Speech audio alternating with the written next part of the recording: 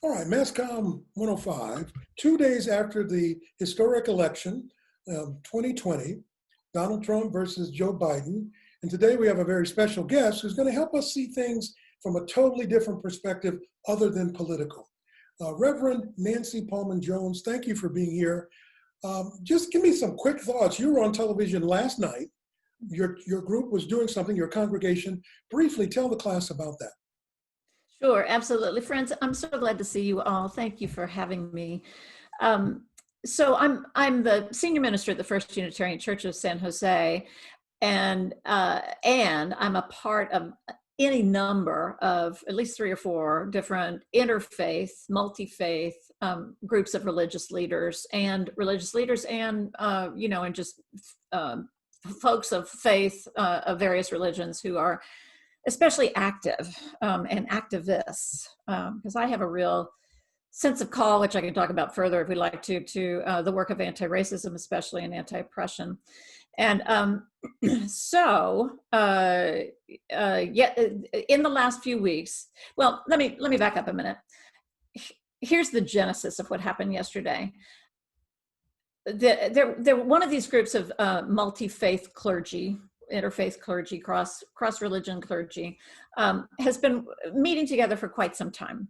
But after the murder of George Floyd in May, we, diverse as we are, we wanted to come forward with a moral statement that made sure that religions, which as institutions have sometimes been silent in the face of injustice, made sure that we were not continuing that legacy. Now, many of us are from traditions like mine, Unitarian Universalism, that's been on the front lines in fights for freedom for centuries in some cases.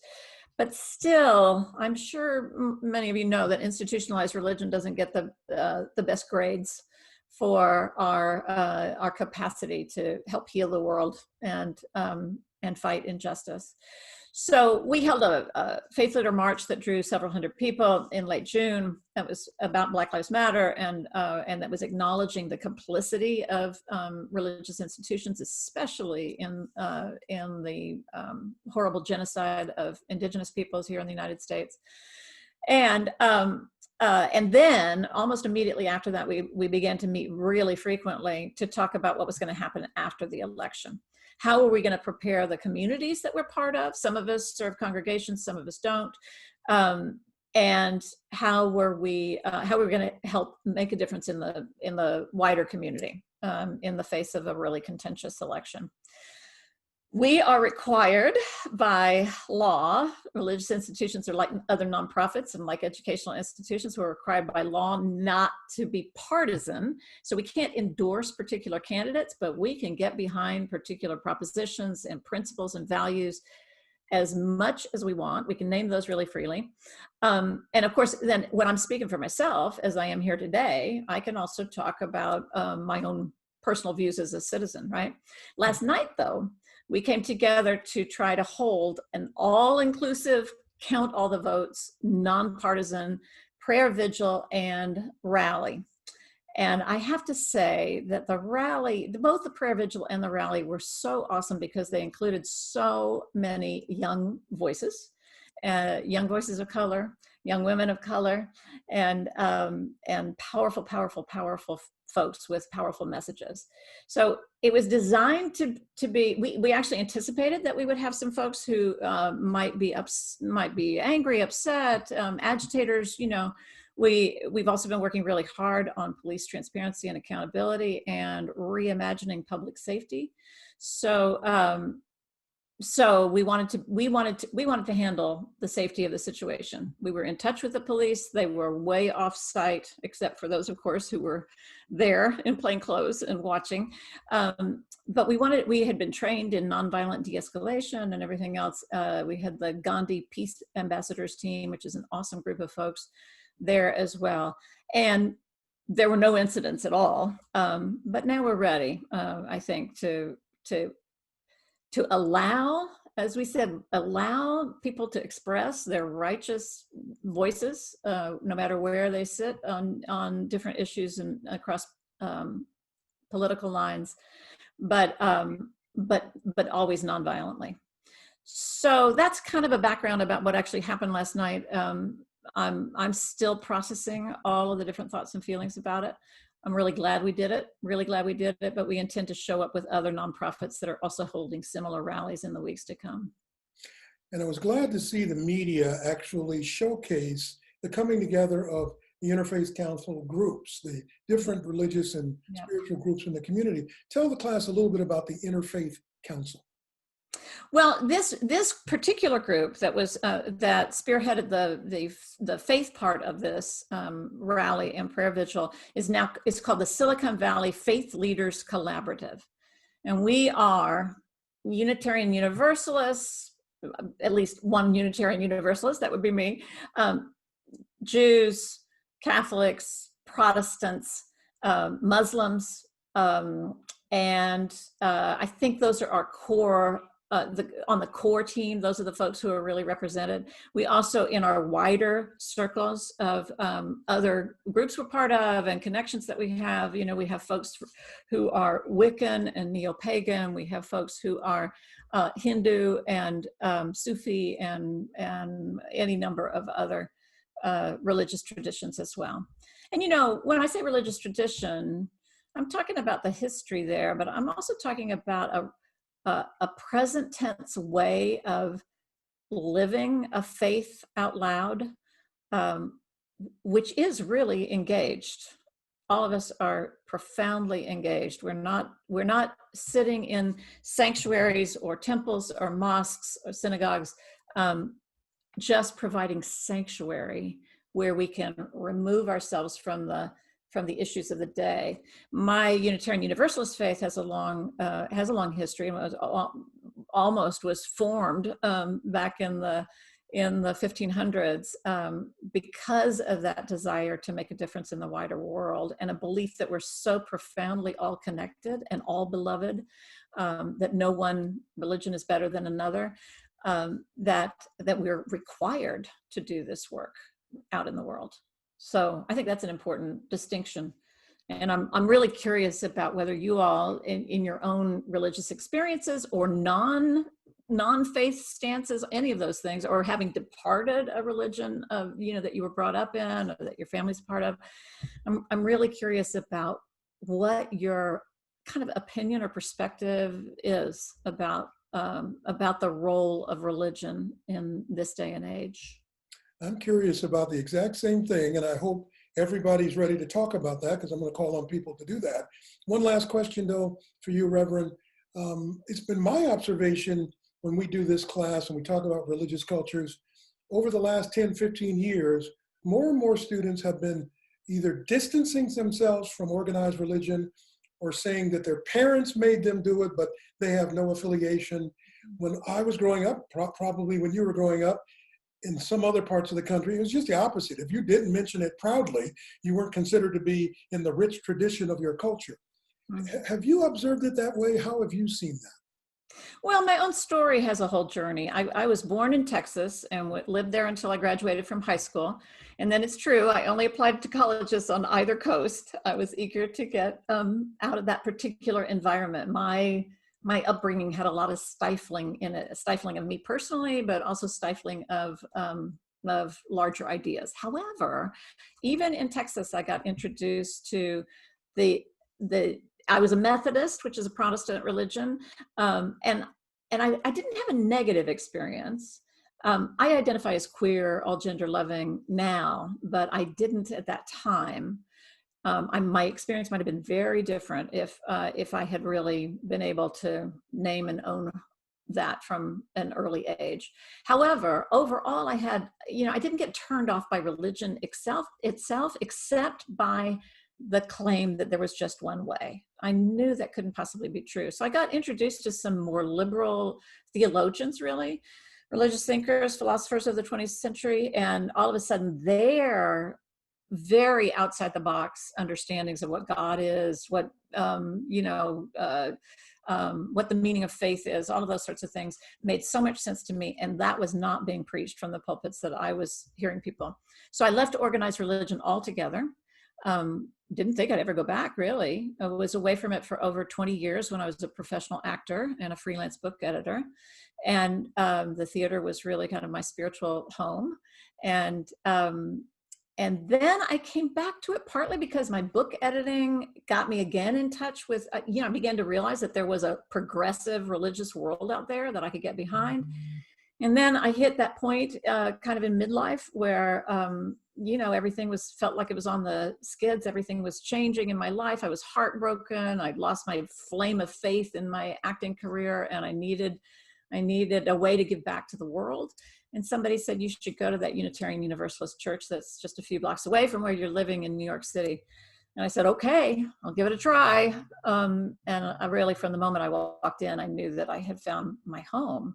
And then as I got to know Unitarian Universalism better and better, I discovered that it really, it spoke to it was an of the world, in the world religion. So those things. However, yes, absolutely, the great exodus from religion at about the time that folks either move into high school or graduate from high school and move away from home, or just in any way, shape, or form get a little more independence from family. Sure, that trend seems to only to be getting larger.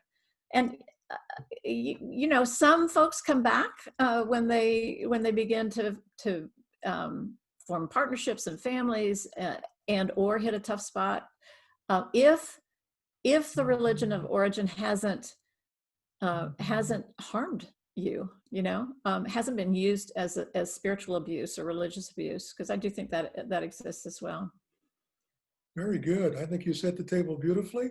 I'll jump back in later. I saw Courtney shaking her head. I saw Guadalupe, Ken Tran. In that order, Courtney, why don't you start with the questions? Okay.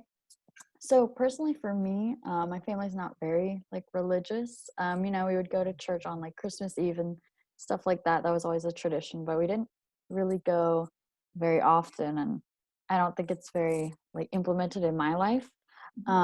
So I guess I was wondering what you think of maybe, at least for me, I see that people have a lack of religion nowadays, compared to when it was more maybe important or essential in the past. What do you think of that? Yeah, how does that happen? Well, okay. The first thing I think of, Courtney, that's a great question. The first thing I think of is a story about how Unitarians, especially, we're a combined religion. The Unitarians and the Universalists were two different strands, were two different religions until we joined together in the early 1960s, because we'd gotten smaller, but we were really, really big at the beginning of this country. And a lot of famous people were Unitarians, especially. The Universalists tend to be out in the farmlands, and we're more rural, and the Unitarians were in the cities. I think one of the things that happened there historically, the Unitarians offered this freedom from a sense of oppression that, we were all born bad or something like that. Unitarians really have this profound belief that we can reach our full potential. We've had to learn over the years how to deal with the real evils of or broken places in our human nature, right? We were so different from what else was being offered that a lot of people came flocking to us as a great relief. And then the other most Protestant religions, but also some forms of Catholicism and certainly Reformed Judaism and some of the other places, also became more kind of progressive and liberal and inclusive, and even inclusive of ideas outside of their own religious tradition, because that's one of the things we're famous for, is drawing on all the world's traditions. And so we became, so then we were less necessary, because we weren't the only game in town where you could have, where your conscience was respected and your own ability to kind of perceive and feel your way through your values and put them to work. We weren't the only place that you could do that. I think it's because some of the religions had given religion such a bad name. I know that was true for me. I mean, when I came out of, when I left the Methodist Church And I went to college. I still sang in the church choir there with my college choir, right? And I would go to church, and I was still interested. I still enjoyed being in that space, but more and more over those years, those 20 some years that I was away, I couldn't even really say the word church because I was sure that my friends would think that I meant one thing by it, that I had one dogmatic point of view and everybody else was out. And I was never going to be that person. I wasn't that person when I was a kid, and I certainly wasn't that person. I couldn't even say the word church when I started going back to church. I spelled it CH asterisk asterisk asterisk H and pronounced it ch. I couldn't even say the word because again, I thought that there would be all this projection onto me. And darlings, I'm sorry, I think my answer sounds very self-absorbed, but my story is I kind of believe in rooting ourselves in our own stories. And then the rest of my observation actually comes from that as well. The young folks that I know too have that same sort of feeling that religion means one thing. Religion means anti-feminist, means not relishing the questions, all kinds of things like that, and very dogmatic, believing one way. And those are, for some people find those religions very, very powerful, but for those of us who want more spiritual, emotional, intellectual freedom, and also have a profound respect and love for a wide diversity of human beings, including LGBTQIA+ folks, including folks across the spectrum in terms of race and ethnicity, folks who are becoming, thank God, finally, we're really talking about dismantling white supremacy culture. All of us haven't known where we could find an organized religion that would keep those things central and not fall into the bad habits that most institutions fall into. So I think that's a big reason why people have fallen away. And I also think some people don't realize that there are places, and here's this is the problem. You invite a minister, you invite a preacher to come, and then, I think there were like 3 other questions. Do you think we'll have time for one other before we finish? Yeah, we will. Don't worry. Yeah. Yeah. All right. So let me just say one other thing that, Unitarian Universalists don't go out and say, come join us. We're trying to get braver about actually saying, we love where we are, because we just want people to know, but we don't want to force anything. Right. So that's really the opposite. We're allergic to that. And so I think sometimes it's just like, I didn't know that there was a place where I could go have community and meaning making and talk about kind of what does life mean in really important ways across the generations, right? So the amount of diversity we can get when we're in that kind of community, that's what drew me back into congregational life. So there were pluses to that. So, and you all have plenty of places where you can find those communities. They don't have to be religious ones. Right. Exactly. All right, I'm stopping. I know there was another question. You got her going really good, Courtney. Thank you. I appreciate that. Thank you. Guadalupe and then Ken Tran.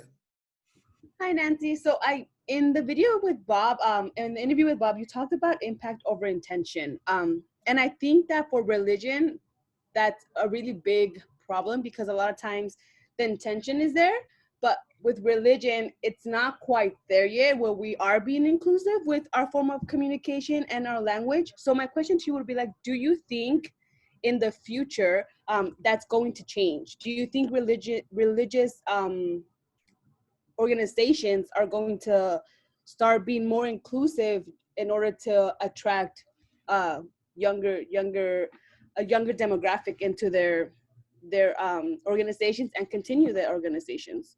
Oh, Guadalupe, that's such a fantastic question. And it's really right at the heart of who I am and where I'm living. I think it's a struggle.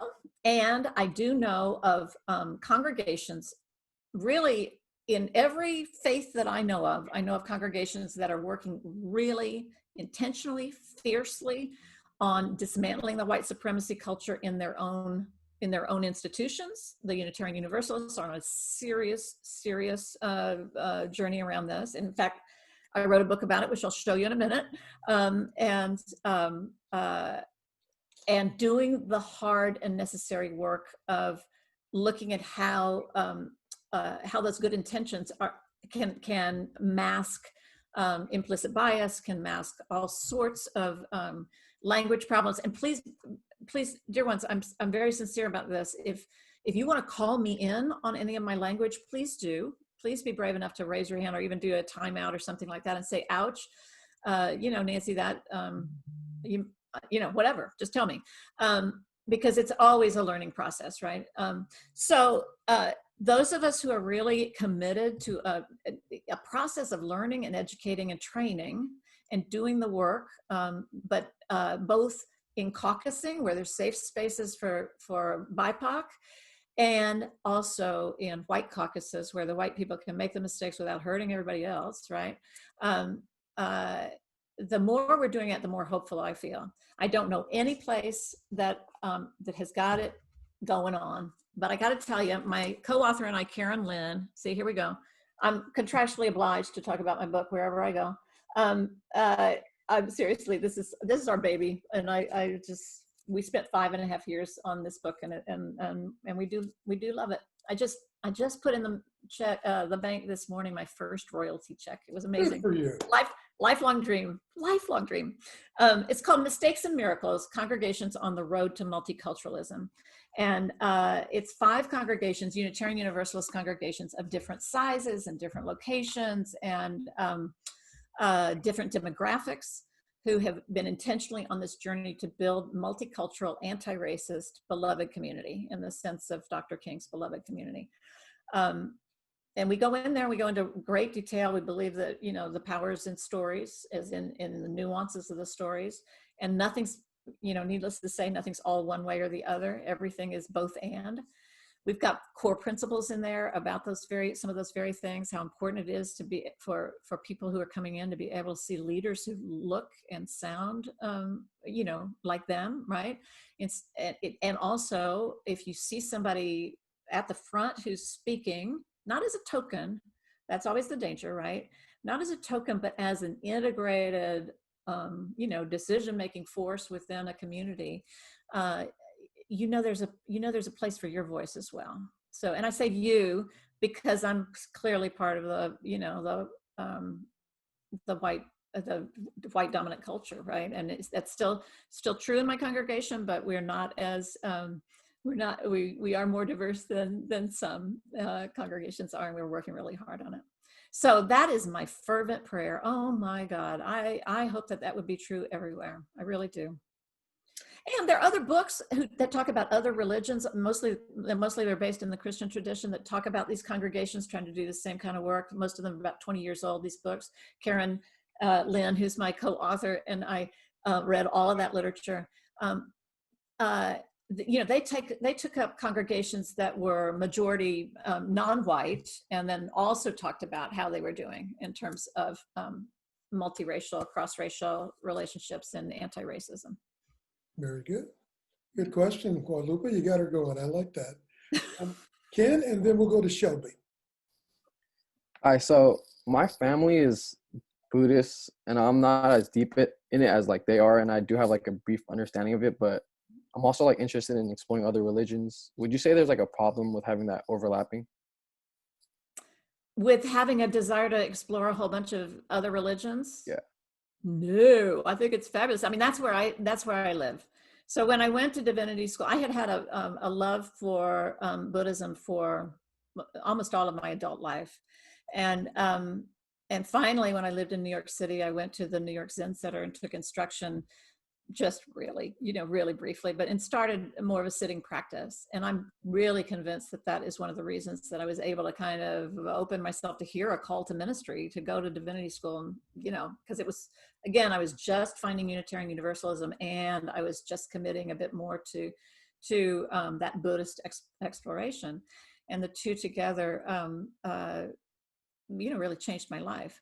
I quickly stopped identifying myself as a Buddhist because I didn't take the precepts. I didn't do some of the things that I didn't have that singular commitment, but the thread runs through my life. And in fact, when we were thinking about who we were going to take to the rally last night, which ancestor, which beloved teacher we were going to take as a source of strength. I took Thich Nhat Hanh with me yesterday. So I think, and here's the other thing I think that's really true. You know, we can be rooted in a particular religion, and then when we go looking at others, oh my God, it can so inform our own faith. We get clearer about what we really believe.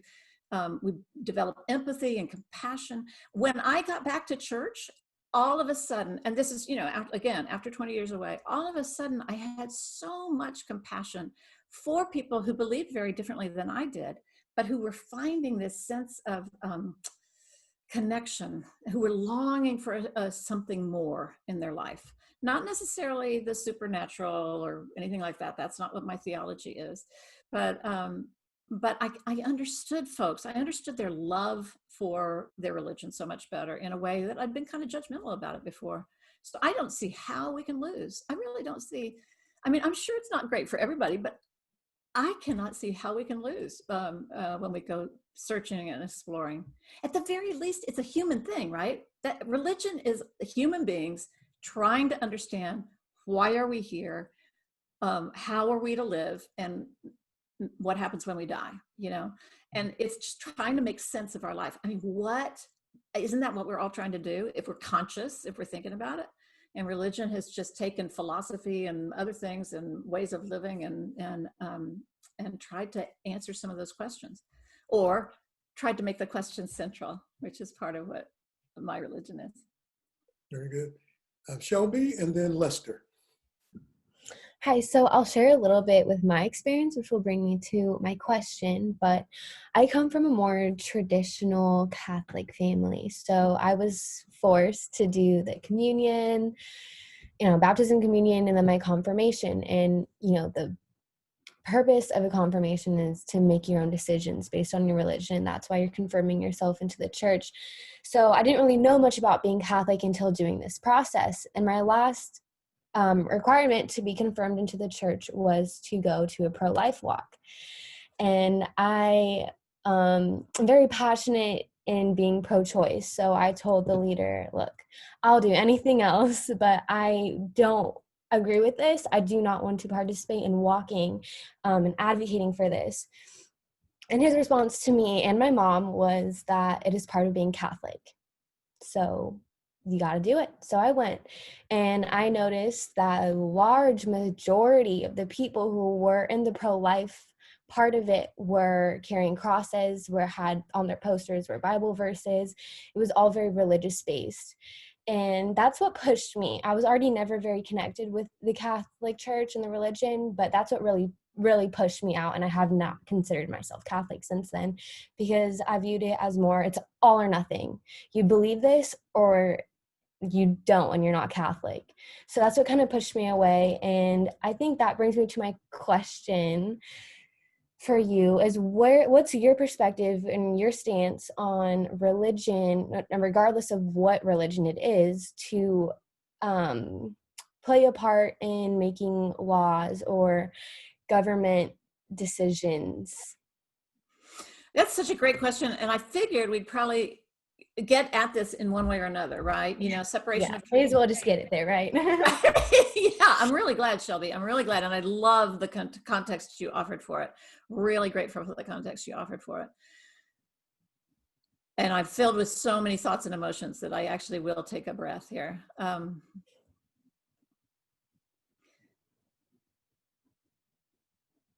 I hope I can just say, as a human being to you, that I'm sorry you had to go do something that you didn't believe in.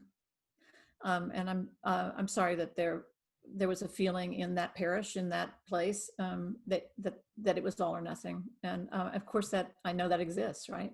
I've sort of been talking about that or hinting at it in most of my answers. I certainly have. That's been part of the joy of going to divinity school. Oh my God. So I went to Harvard Divinity School, where there were people from every religion from all over the world, just like we have folks from around the world here too. And so I got to see how many varieties of Catholicism or Pentecostalism or Methodism, you know, or Unitarian Universalism there are. And of course, my beloveds here, we may have disagreements on some things, but for the most part, the folks that I'm working with, including the Catholic priests, who are some of my best friends, are, you know, they're very, very progressive, and I don't go with some of that dogma. And the question is, should we be engaged in working on laws? Well, here's the thing. The liberal and progressive religions, in my understanding of history, and certainly in my understanding of some recent times, left the field open for more conservative religions to, you know, to say this is wrong. So go make sure that that law is defeated or gets passed, whichever direction it goes, right? And finally, to my relief, and of course this has been going on for longer than my lifetime in religious leadership, but finally, people like the Unitarian Universalists and other progressives said, our values call us to stand for certain things. So Unitarian Universalists, you know, I took instruction from a wonderful organization called, I think it's called Religious Professionals for Reproductive Choice, something like that. And I had this was in Divinity School. I had friends from almost every religion who were part of those teachings too, so to prepare us to offer counseling for people across the spectrum in terms of their choices, but the acknowledgement that we have choice, right? Unitarian Universalists have been in the forefront in the fight for equal marriage rights, and I actually brought this quotation, which I won't stop to go find right now, but Theodore Parker is one of my favorite ancestors in the Unitarian Universalist religion. Theodore Parker is actually the person who said the thing that Dr. King uses about the arc of the moral universe bends towards justice. The quote is longer than that. It's well worth seeing kind of the details of it. But Theodore Parker said that language in the late 1850s or early 1860s. He was an abolitionist, a white guy, abolitionist, Unitarian minister, got kind of kicked out of the Ministers Association because he was so liberal. And he kind of said, you know, it's not so important whether we think Jesus was God or not. It's more important that we live the way Jesus was showing us to live, because Unitarianism and Universalism came out of the Christian religion until we began to accept all these other things. Okay, back to point. He talked about the arc of the moral universe because he had so much faith that abolition would win in the end, along with women's rights and a whole bunch of other things he was working on, right? So, I really, you know, the feminist language that the personal is political. I feel like that's absolutely true for religion as well. That if we have strongly held values in our faith, like my faith that says every single person, every creature has worth and dignity, and we are all interconnected. We are all woven in one web of mutuality, like Dr. King said, one interdependent web of existence. Then how can we not work for the rights of everybody? How can we not say, if, you know, no one is free until all are free? How can we not do that? And how can we not work on the specific laws that will make that beloved community true here on earth, right? How can we not? So I guess that means, you know, I got to let my brother, who holds very different views than I do, you know, work for the laws that he thinks are right as well. You know, yeah. What do you think? What do you think about that, Shelby? it's hard to, I don't know. It's because it's like whoever's making these decisions, they're making these decisions for everyone else. It's, it's what their beliefs are. Like, okay, so these are my beliefs. So now I want everyone else to live their lives based off that. And that's my issue with it, because we all have very different beliefs, whether it's within religion or not. So Yeah. Absolutely. Well, that's an interesting question. Oh, Bob, go ahead. I see you ready to jump in there. I can see some other people want to jump in. I see you, Manny. I was going to call on you next. And Lester, I promised you I was going to call on you too. Let me jump in real quick and just say, though, I understand what Shelby was talking about, and I also understand being a Catholic, this tug of war between the organizational part of the church and the belief in Jesus. That's normal. That's nothing unusual for the human existence. The challenge for each of us is, how is that all of their philosophies and all of the things our parents taught us that are rooted in some of these religious beliefs, how are they affecting our decision-making in voting, our decision-making in being lawmakers? Because let's be honest about it, it does. The fact that I'm Black, the fact that I'm gay, the fact that I'm Catholic does affect how I teach. So I do think that's something that if you struggle with it, that's normal. It's okay. And if you're not into religious culture and you want to learn more about it, that's okay to explore, because the founding fathers made that possible where it wasn't in Europe. Just my thought. Let me get out of the way. Just go to Lester and then a Manny. But there's more to say about that, Bob. And I'm gonna leave it to you to pick it up from there. But let's go to Lester. Right. So growing up, I was raised by like a Catholic family, and so I myself identify as Catholic. And I also have family members who identify as Christian. So I've had the experience of going to both churches, and both of them were like very different experiences. And with that being said, do you think churches across the globe often misinterpret like God's words and the Bible because of like their different views and opinions on gender, politics, and sexual orientation and like things of that nature? Oh, well, Lester, that, that really practically brings tears to my eyes. Yeah, I do. I mean, religion is it's a human process. I think there's something in us. I think there's something in us as a species that longs for this meaning making, that longs for the something more, that, that goes looking for different. People have felt like there's a religious gene, right, in us, in our genetic makeup. But I don't know about that. But the thing is, it's still human. So no matter whether we take scripture as written by human beings striving to do the best they can, like really great art, the best they can to tell the truth about something, and then that the truths that last, the scripture that lasts, continue to speak to human beings. That's a little bit where I sit, although I'm an artist, so I do believe in inspiration coming from more than, or whether we believe that scripture is directly handed down, like Muhammad, peace be upon him, getting the scriptures named, the Quran named, spoken to him, right? Listening. Either way, we're still human beings, and our lives change, our circumstances change. We're going to read those words in different ways. I just don't see, again, I really feel great about feeling set free to just tell you personally where I sit, because you may radically disagree with me, and it's such a relief to know that that's wonderful here.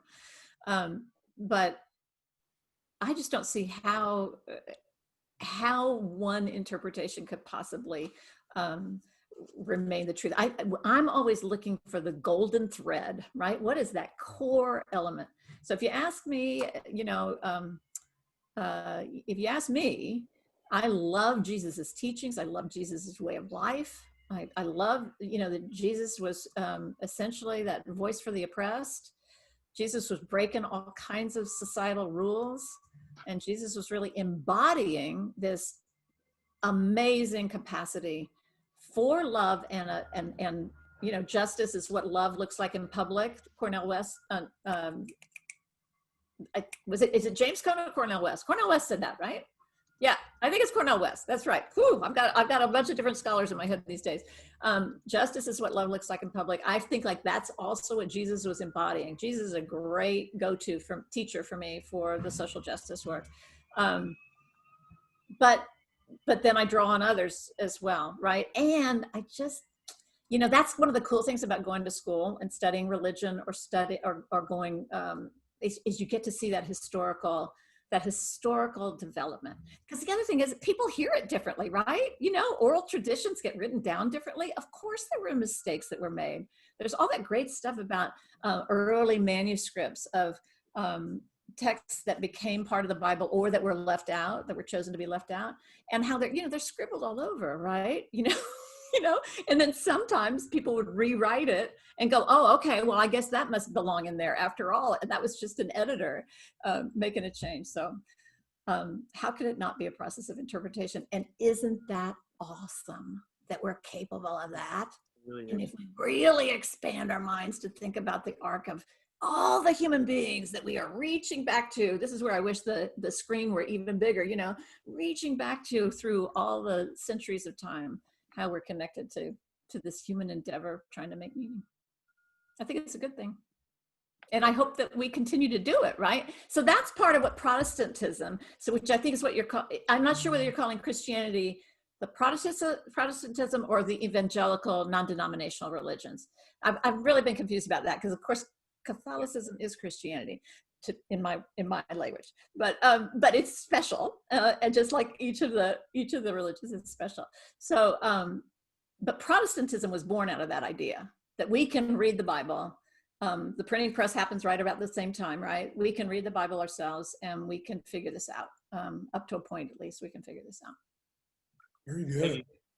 I'm loving the conversation. Let's keep it going. Manny, go ahead. So first of all, I have to say, I really dig you. I think you're probably my favorite guest that we've had so far. And when this pandemic is over, I'm going to find you. I'm going to hug you if you're into that kind of thing. A little bit about me. I'm Muslim. And I grew up in, my mom was raised Irish Catholic and converted when she married my dad. But her interpretation of religion is very, God wants you to not be mean to other people. My father was very dogmatic.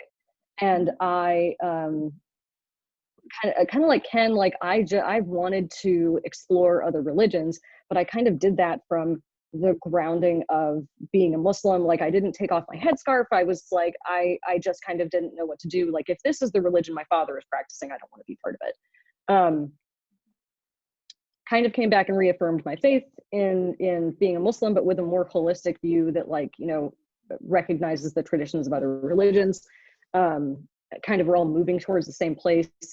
And I also identify as queer, and I did have a little bit of a hard time with that for a while. And you, in the video that Bob sent us, are talking to one of my personal friends and fellow cat lover, Zahra Bilou.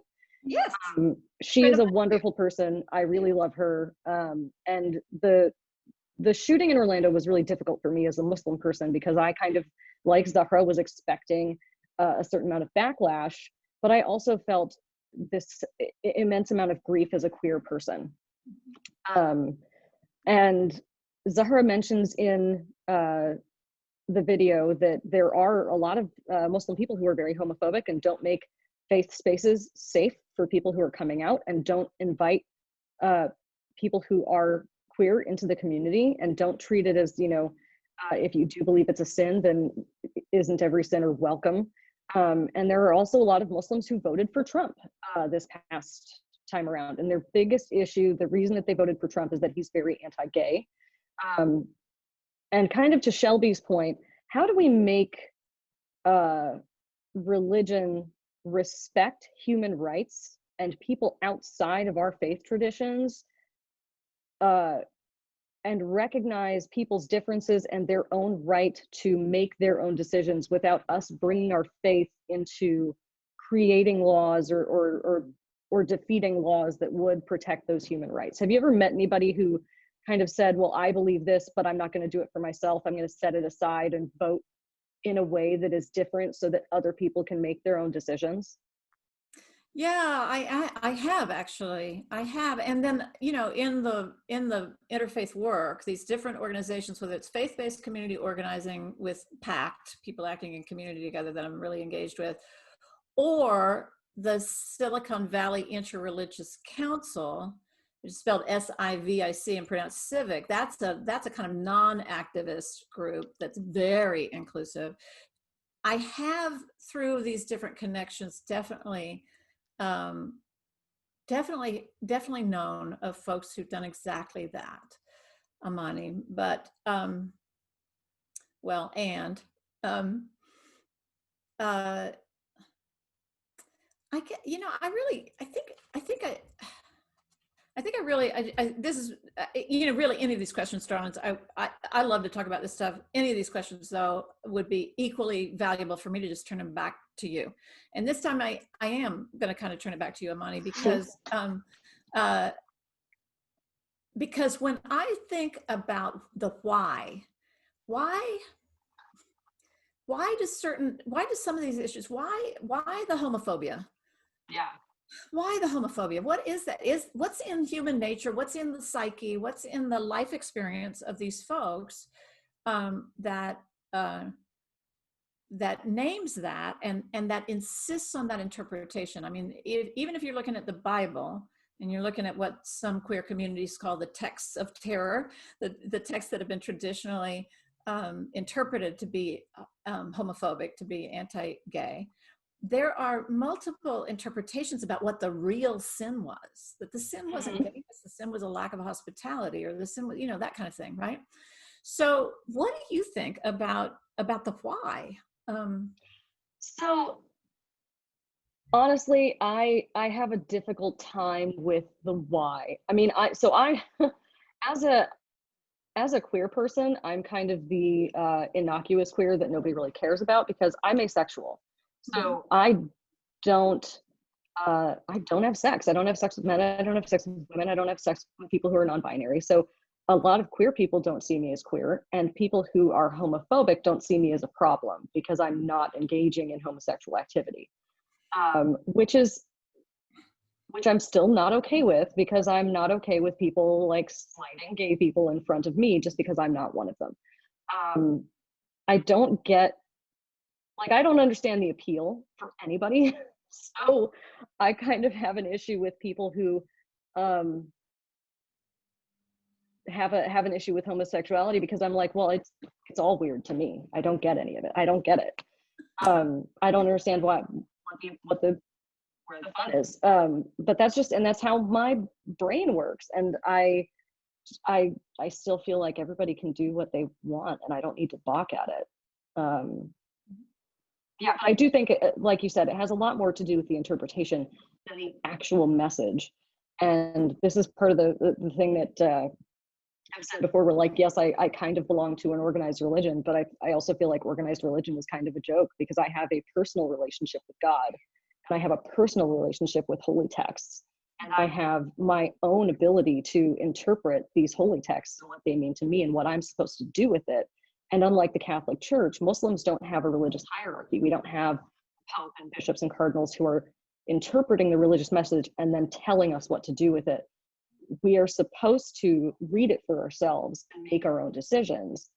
And that's something that I find very freeing about being a Muslim. But I also really worry that people who are, for example, transphobic, are not quietly transphobic or racist or bigoted to themselves. They do bring that aspect of it into everyday life, into conversations with family and friends, into the voting booth. And so when they say, oh, it's just my personal belief, it doesn't affect anybody else, that's not necessarily true, because they're still voting on things that are going to deny healthcare or spousal rights or parental rights to gay and transgender people. And I'm not okay with that, because I believe that my religion does tell me to look out for people who are oppressed. And even if I was not queer, I would have a duty and an obligation to protect people who are not of my faith tradition and have the right to live in whatever way they choose. Amen. Amen. Amen. Well, and one of the things that where I want to go with that, I mean, how beautiful, Amani. Thank you so much. And thank you. It's a Manny, actually. Oh, I'm sorry. Amani. Thank you. Yeah. I'm saying it right now. Yes, Amani. thanks. It rhymes with nanny, which is also my day job. Gotcha. Thank you so much. And thanks for correcting me. I love getting names right.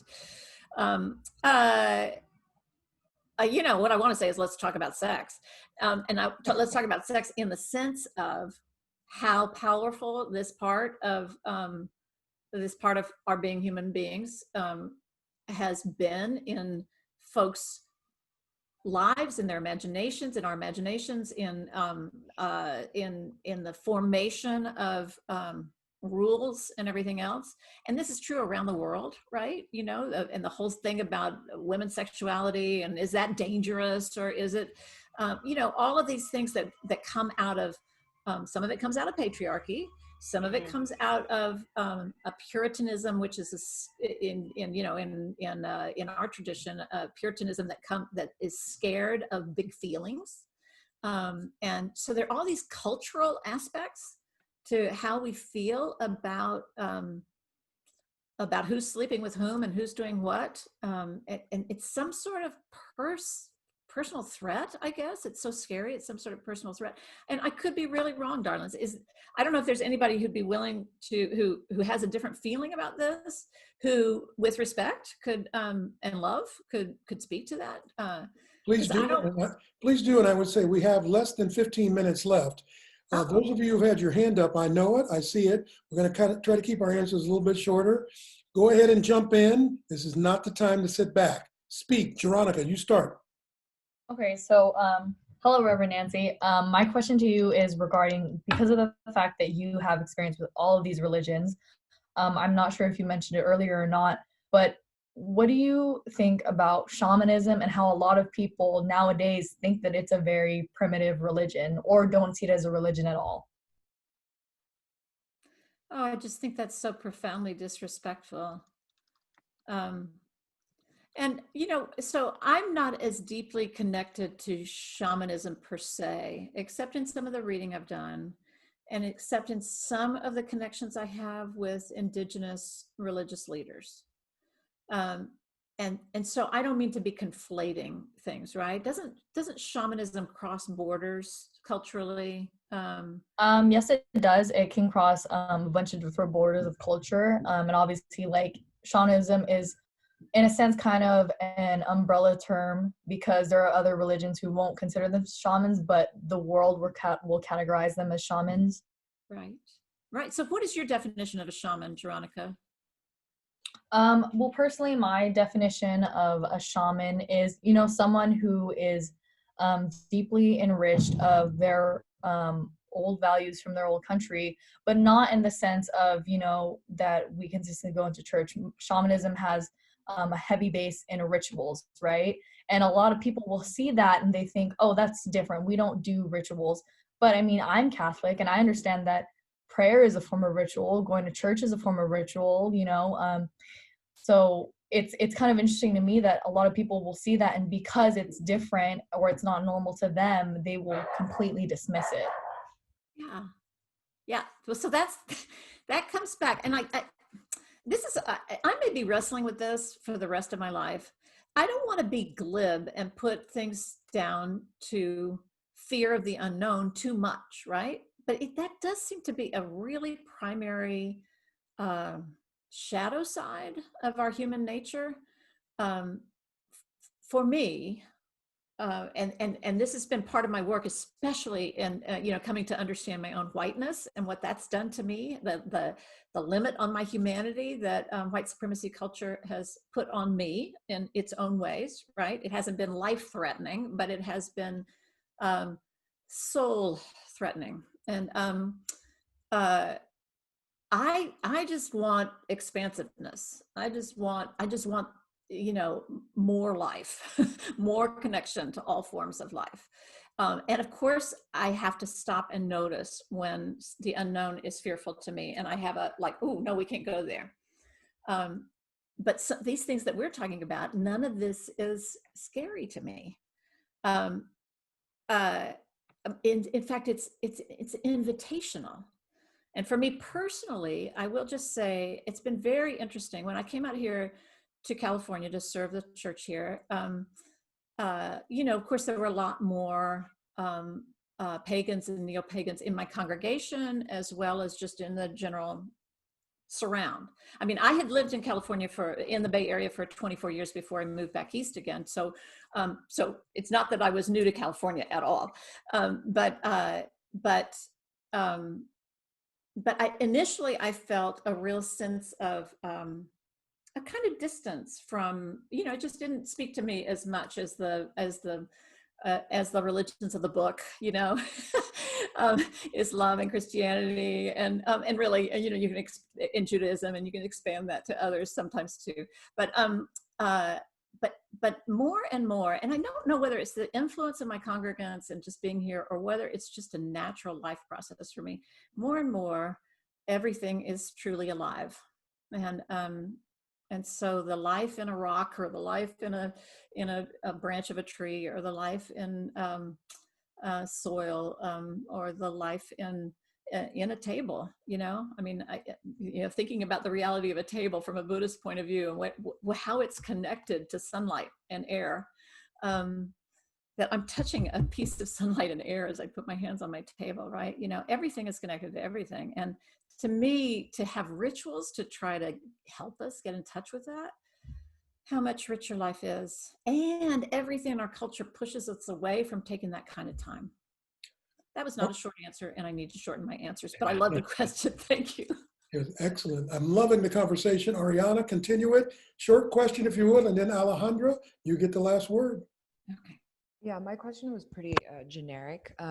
I was just going to say, like, for me personally, religion to me is like an ultimate truth type of thing. Like, there's only right and wrong, like there's no in between. So I feel like from what you're saying, I feel like I just wanted to ask, is your sense of religion more of a personal, I don't know how to explain it, like personal, like customized experience that you have based on like what you're like comfortable with in your beliefs? Or do you still believe in some level of like ultimate truth? Oh, I love that question so much. You all are just touching me so deeply and also challenging me. Thank you so much. Ariana, that is that very thing, a kind of sense of relativism, right? That, well, it can be good in this way, and so, but sometimes it's bad, or there are many truths, we tend to say that. Is a big criticism, especially of a non-creedal religion like Unitarian Universalism, a non-dogmatic religion, and Unitarian Universalism, even more than others, is really open to that criticism.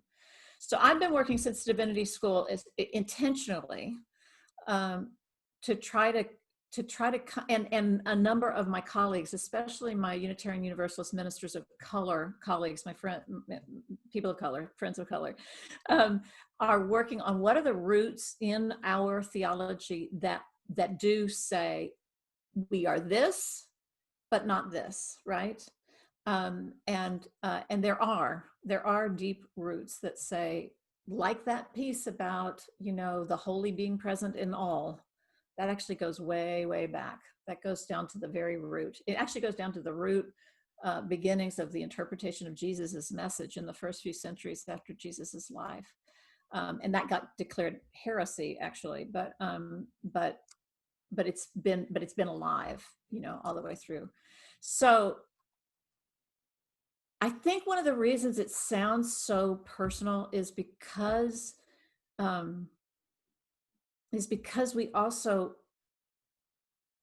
we don't have a single text, so we can't point to one textual experience and say, this is what it says. So we use our stories and our own personal experience as our text, part of our text. And that's what you're getting from me. So it sounds really personal and really individual. And in all honesty, there's a difference to me between, what's the difference here? Between radical individualism, where it's sort of every person for themselves, and and my truth is good enough, and a real sense of communal accountability. There's so much more to say about that, but thank you very much for that question. And I would love to have a chance to go into that more deeply and really go back and forth about it. Finally, Alejandra, you get the last question. Hello, my question is in regards to Christianity. So I myself am an atheist. My dad believes like in the Santa Muerte, and my mom is a Christian. And I strained away from Christianity because I didn't agree with their beliefs.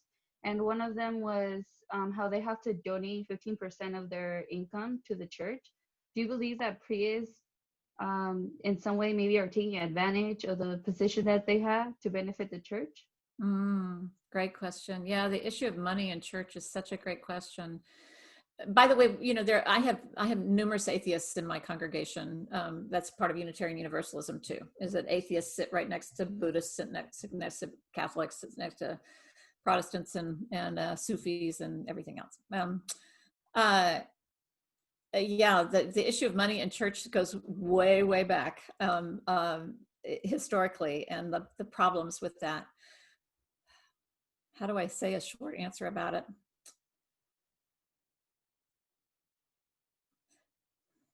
Well, I guess the situation is this. You know, money is a.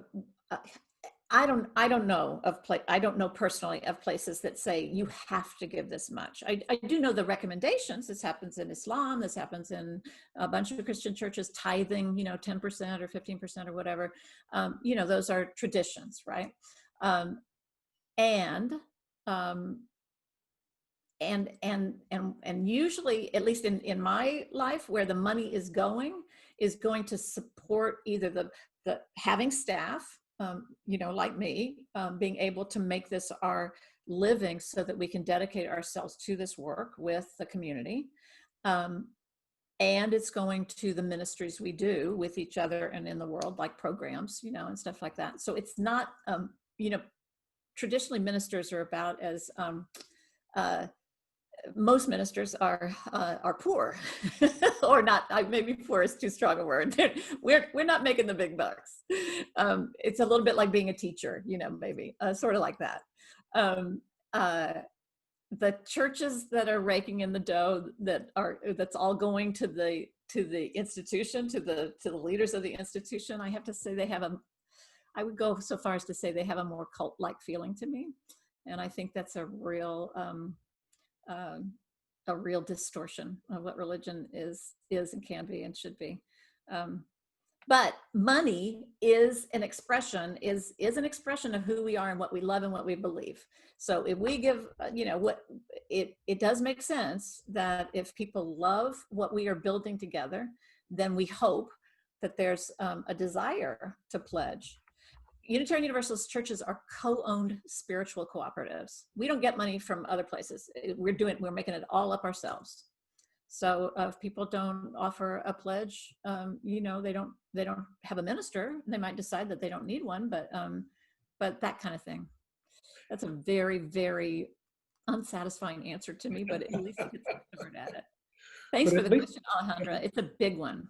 At least it got the conversation going in a good direction. This is what I hope college is for all of my students. Wow. The opportunity to finally talk about things you should talk about in college. The intellectual approach to understanding religion, whether you embrace it or not, is part of the learning experience in life. And this is one of my favorite guests of all time. Please thank Reverend Nancy for being here with us today. One more thing, and I think I speak for all of us. We would like to see your cat. Oh yeah, that's true. My cat is shared. I shared custody with the cat. The cat actually belongs to my neighbors next door, and began coming and looking at me through my window right here when I would sit here doing my work. And finally, one of my congregants, when I would post about this on Facebook, said he wants to connect with you. I'm not a cat person, and the cat, you know, we've built this relationship over the years. Now I am his sole feeder. Sometimes he has a sleepover with me. Sometimes he doesn't. So right now he's an outdoor cat and he's out. So I can't show you. I'm so sorry. I think the cat decided that you are a cat person. Yeah. The cat has transformed me. Totally. I have yet another species to love now. And I also want to say to the class, keep watching the news. There's no decision yet from what I can tell. Georgia, Pennsylvania have gotten tighter. But other than that, we'll have to wait and see who wins the election of 2020. Have a good weekend, folks. I'll send you an email, let you know what's coming up next. And I thank you again, Reverend Nancy. Oh, thank you all. I love you all. Have a great weekend. Fingers crossed. May the best